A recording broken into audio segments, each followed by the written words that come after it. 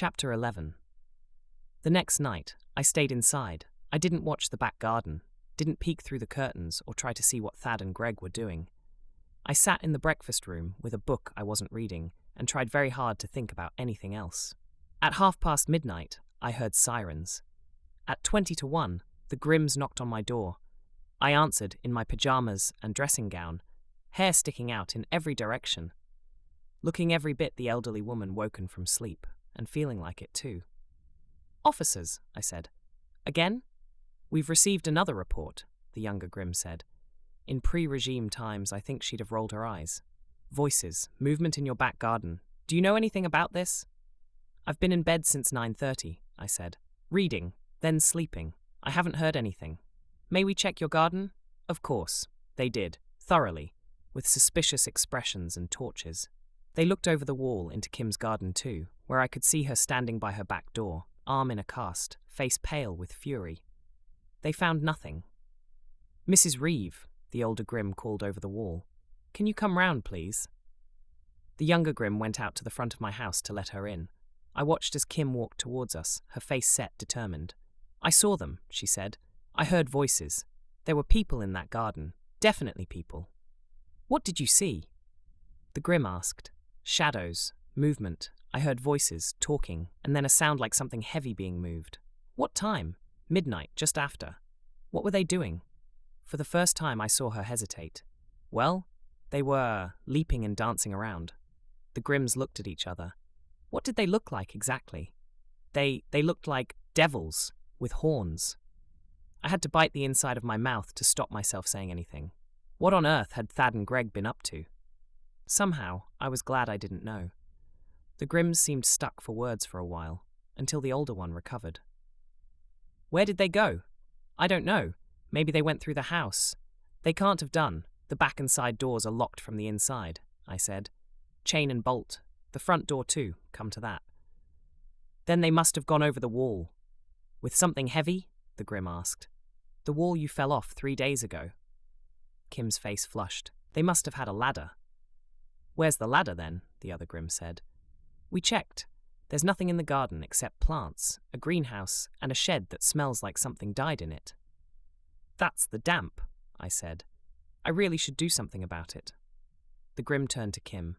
"Mrs. Reeve, this is yet another false report you've filed. Do you understand the seriousness of wasting enforcement resources?" "It's not false. I know what I—" "You know what you think you heard," the Grimm interrupted. "But we've investigated this property several times now. We've found nothing. No evidence of illegal activity. No evidence of anything except an elderly woman living quietly with her lodger." "She's hiding something. Or you're imagining things." Kim looked as if she'd been slapped. "I'm not imagining." "You're not imagining devils dancing and leaping and dragging heavy things up and down ladders in the middle of the night. False reports are a criminal offense," the Grimm said. "They carry penalties, fines, points on your citizen record, potential detention for repeat offenders." "You can't be serious." "We're completely serious. This is your formal warning. If you file another unsubstantiated report about this property, we will be taking action against you. Do you understand?" Kim's mouth opened and closed. She looked at me, at the Grimms, back at me. "This is her fault. She's doing something. I know she is. And she's making me look as if I'm insane. She's doing it on purpose." "Ma'am," the Grimms said sharply. "Do you understand?" Kim's shoulders sagged. "Yes, I understand." "Good. We suggest you go home, take something to help you sleep, and stop concerning yourself with your neighbor's activities, which, as far as we can determine, consist entirely of growing too many plants and having dodgy wiring." Kim stood in my back garden for a long moment, staring at the house, staring at me, shaking her head, baring her teeth, not saying a word. Then the Grimms each took one of Kim's arms, and the three of them walked down the side of my house, through the side door and away. Tim must have been waiting, because I heard him lock and bolt the front door after them. I sat at the breakfast room table and put my head in my hands. Tim appeared in the doorway. "You all right?" "Not really." He dropped into the chair across from me. He didn't say anything, just sat. "Whatever Thad and Greg did," I said eventually, "it worked." "Looks like it. Kim's been officially warned. If she reports us again, she'll face penalties." Good. Is it though? Tim reached across the table, covered my hand with his. Yes, it is, because tomorrow we'll still be free, still be here, still be making medicine and helping people. And that's good, Beryl. That matters. I wanted to believe him, wanted to feel the rightness of survival, the clarity of purpose. But all I could see was Kim's face, confused, humiliated, increasingly desperate. All I could feel was the weight of what we'd done, what we were doing, what we'd become. Where's Noah? I asked. Still gone. It's been 4 days now. Do you think he's coming back? Tim was quiet for a moment. I should think so. After all, he's left his partner behind. Claude thinks he'll be back. He doesn't seem too down about it, and he knows him better than any of us. But if he doesn't, that's his choice too. We can't force him to be someone he's not. Can't force him to make peace with things he can't accept. Even if it means losing him? Even then, but I don't think we will. I looked at our hands on the table. Tim's fingers were ink-stained, nails bitten short. Mine were wrinkled, spotted with age, dirt under the nails from the garden despite me scrubbing them like mad. We were just people, trying to survive, trying to do some good, trying not to lose ourselves in the process. Devils, though, Tim said. Leaping and dancing and moving heavy equipment. Devils. Devils, I agreed. Of all things, they couldn't have come up with anything more ridiculous or more likely to do the trick. I tried not to laugh. I felt bad, but mirth was still trying to make itself felt. Tim had no such inhibitions. When I looked up, it was to see him snorting into his arm trying to keep quiet and failing. Oh well, I'd laugh now. There'd be plenty of time to feel bad later. The knock on my front door came at 11 o'clock the following morning. I wasn't expecting anyone. Through the spy hole, I could see a woman in her 40s wearing a regime-approved care worker's uniform. Navy blue with the medical services badge on the sleeve.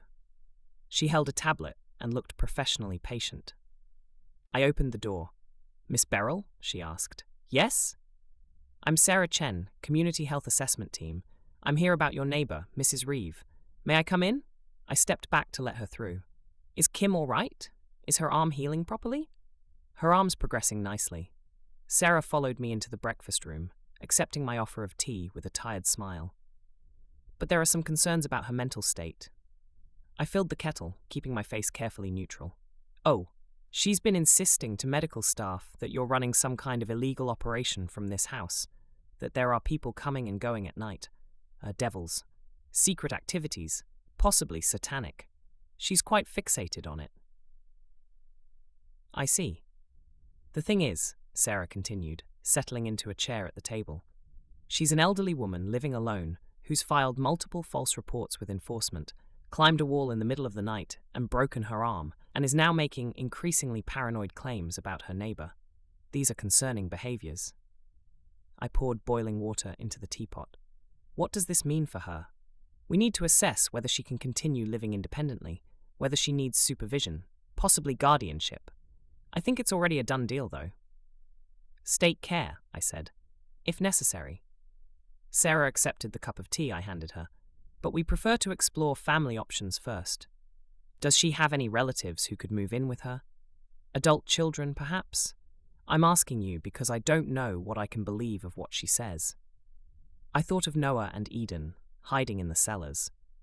Kim had reported them to the authorities for being impure. I believe she has 2 children, I said carefully, but I don't think they're in contact. Estranged? Something like that. Sarah made a note on her tablet. Then we'll need to look at paid care options, someone to live with her, monitor her behavior, ensure she's taking any medication, report any further, incidents. And if she can't afford that, then it's state care. Sarah's expression softened slightly. Between you and me, those facilities aren't pleasant, especially for someone who's a bit difficult, who makes accusations, who doesn't comply well. I sipped my tea, thought about Kim in one of those places, medicated, controlled, probably worse than what we'd been doing to her. How long does she have to arrange something? I asked. 2 weeks. After that, if she hasn't secured appropriate supervision, we'll have to take steps. After Sarah left, I stood in my kitchen and stared at nothing. We'd won. Kim was neutralized. Even if she saw something now, reported something, no one would believe her. She'd been officially classified as paranoid, delusional, in need of supervision. It had worked. She was defanged. As it were. I felt badly about it, but I also felt relieved that she was no longer such a dangerous problem for us. 3 hours later, there was another knock on my door. For some reason, people weren't using the doorbell today. Kim stood on my doorstep, her arm in its cast, her face grey. "I need your help," she said. I didn't invite her in, just waited. "They're saying I'm mad." Her voice cracked. "That I need supervision, or they'll put me in a home, a state facility." "Oh, dear. At least you won't be alone then," I said. "Sure, I'm not mad. I know what I heard, what I saw. I wasn't imagining." She stopped, swallowed. "But I can't prove it. And now they think I'm delusional, and if I don't find someone to live with me, they'll take me away." "What about your sons?" I asked, already knowing the answer.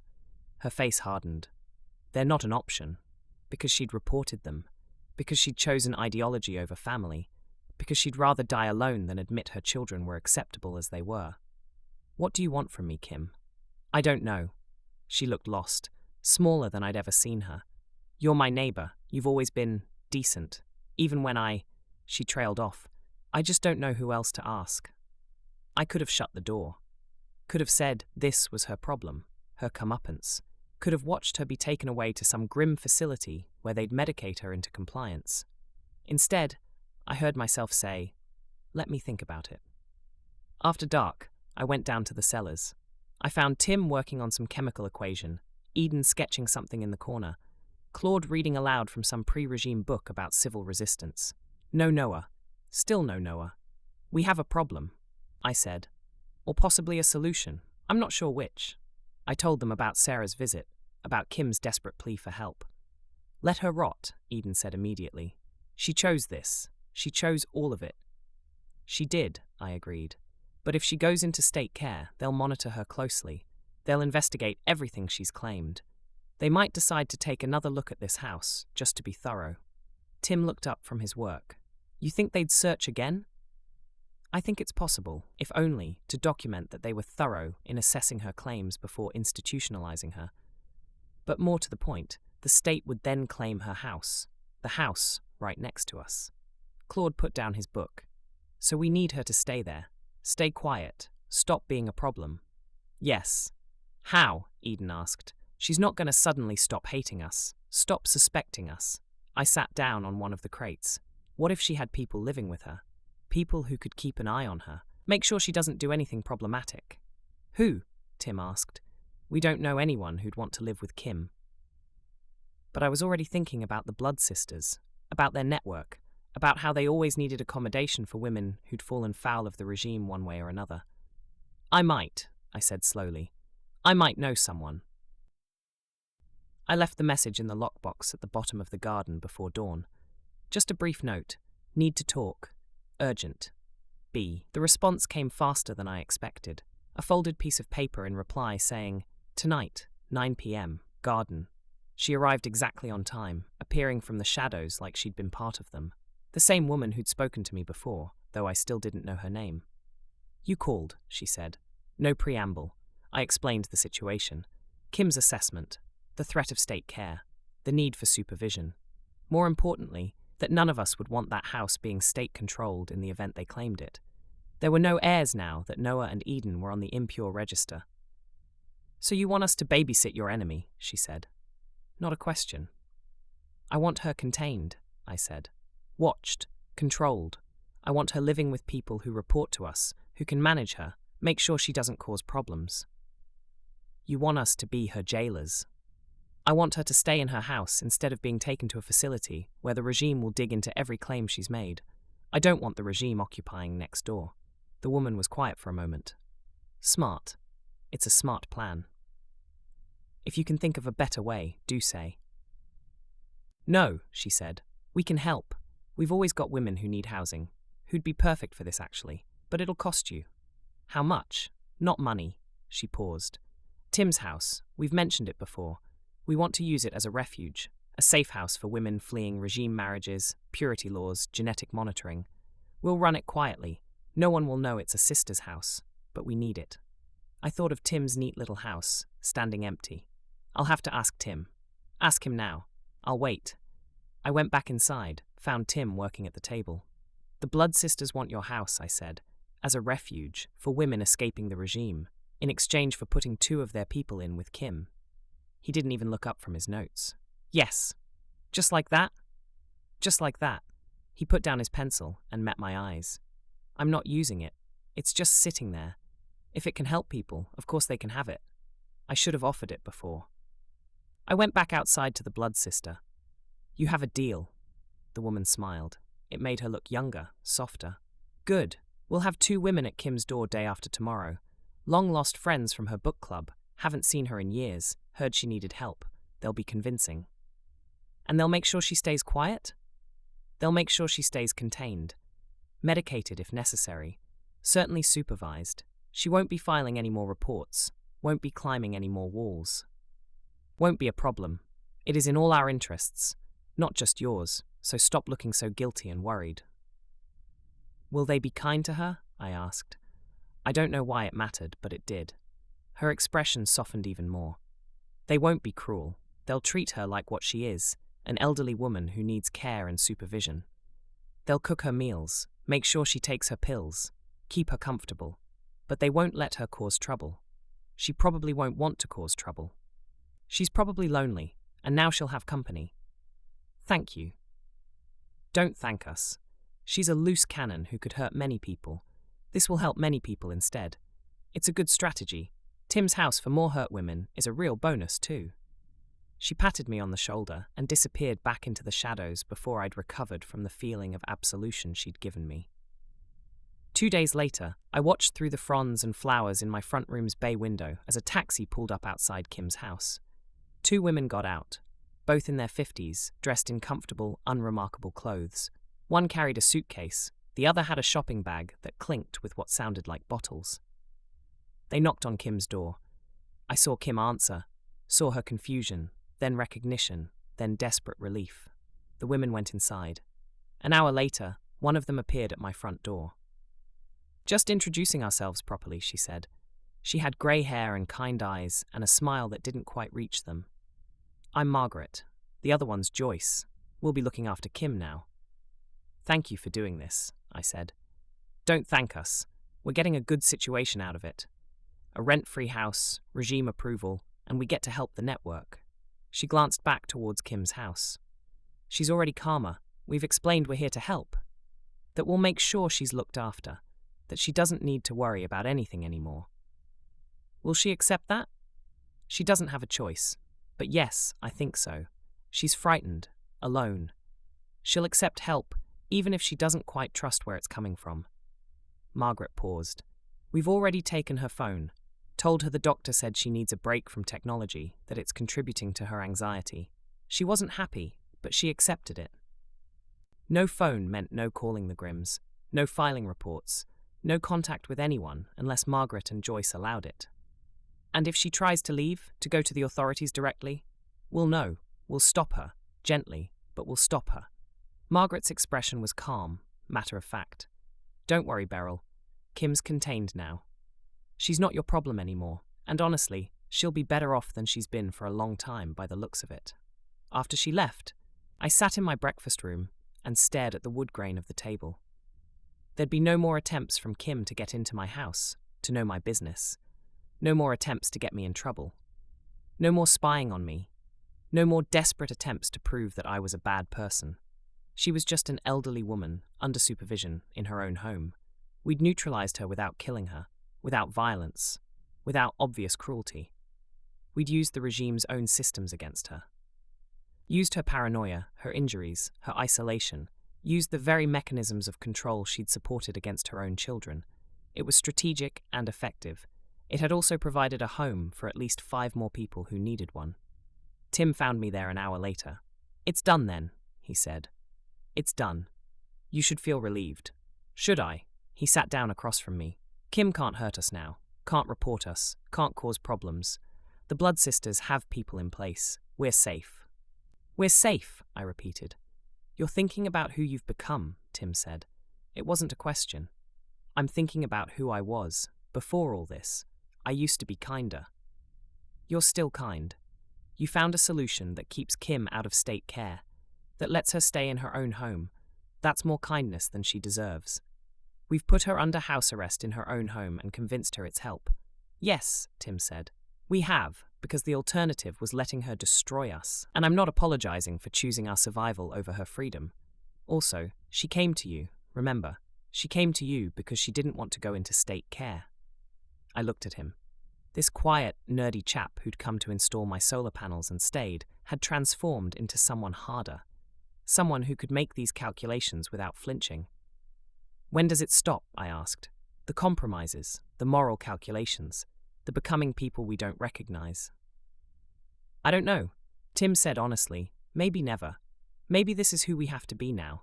People who do what's necessary, who survive. And if I don't want to be that person, then you'll die, or be disappeared, or watch everyone you care about be taken away.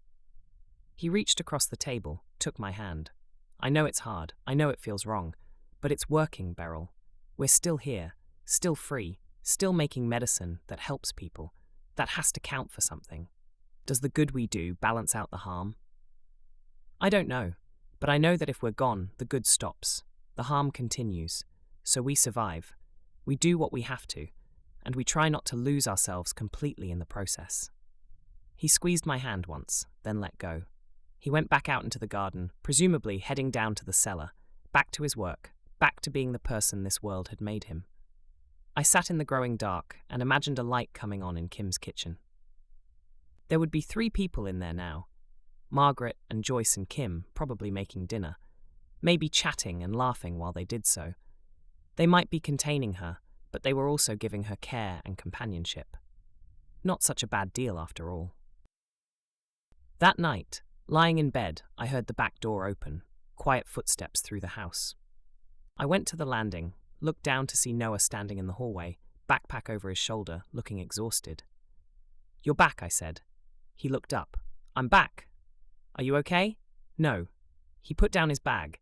"But I'm here. I've decided I'm here." "What changed?" I realized something. He rubbed his face.